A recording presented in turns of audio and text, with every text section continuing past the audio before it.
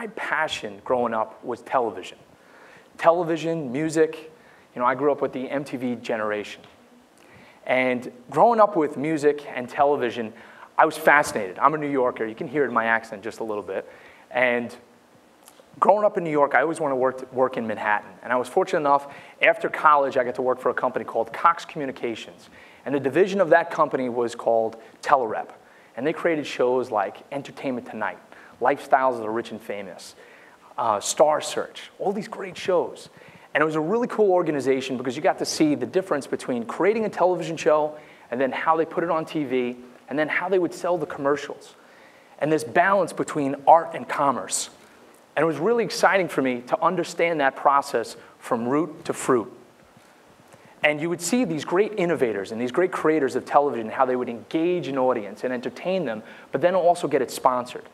And I was fortunate enough, I worked for that company for 5 years, and then I went on and I worked for CBS Television.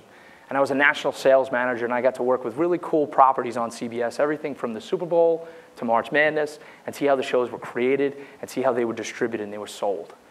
But my dream was to create a television show. And my hero was Walt Disney. Walt Disney had this dream of saying, entertain first, educate second. And you would always see that with every Walt Disney show that they would create, or movie.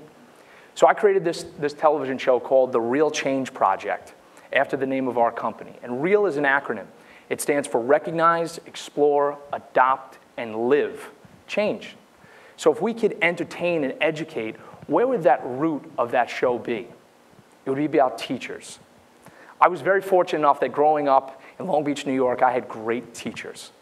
Teachers, the one teacher that really changed my life was my drama teacher, Ed Kennedy. He set me on my path, lit this fire in me that I wanted to get into the TV business. I was also fortunate that I was raised by 2 public school teachers. So after a decade of working in the advertising industry, I decided to come up with a television show, The Real Change Project, where we would celebrate great teachers that were creating social change in the world. They were inspiring the next generation of innovators and thinkers, engineers, technicians, doctors, lawyers, and entertainers. So when we came up with this show, I said, what if we focused on performing artists that are doing socially conscious things in the world, that are creating social change, but they're really cool to watch. It was something that I would want to watch when I got home. Again, that MTV generation. So I picked out a laundry list of the top performing artists on the planet. I wrote it down and I said, all right, let me focus on this. How do we get this? How do we go after these celebrities and actually get them to participate? And fortunately enough, we knocked on everybody's door. And everybody from Quincy Jones to Justin Bieber participated. And we aired the show on CBS. And it was amazing. And what we did was we raised awareness about great teachers that are helping students like yourself go after their dreams. And listen, one of my favorite people is a guy by the name of Earl Nightingale, and he had a quote that said, "Success is the progressive realization of a worthy ideal." It's not about making money, it's not about becoming famous, it's about whatever your worthy ideal is. How do you progress towards that? That's what success is. So the definition for success for us was, can we get all these celebrities to participate? Can we get them to go back to their schools and put school supplies back in those schools? Help them. So we explored this opportunity, and there was this great nonprofit, Adopt a Classroom, which enables teachers to build out a profile and have the community come into the classroom. We did a partnership with them where we utilized their nonprofit, their transparency, their sustainability, and we had the celebrities adopt classrooms. And we're living this social change. I'm really excited that this television show aired on CBS. We raised $1 million. We helped to build 2 schools internationally, just from an idea, from a thought.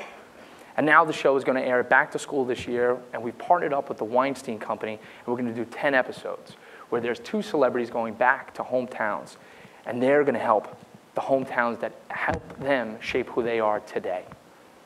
So today, I didn't want to come here to impress anyone. I wanted to come to impress upon you.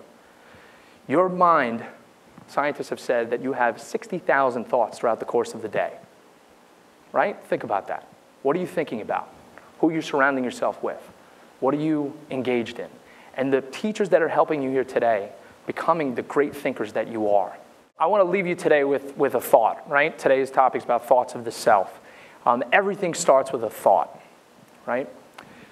I had the thought to produce this show. I had the dream to produce the show. You have thoughts as well. Cultivate those thoughts. Work on those thoughts. We're sitting in this room right now with great thinkers that provided this wood floor, those seats, the air conditioning, the lights. Everything here in this room started with a thought, all right?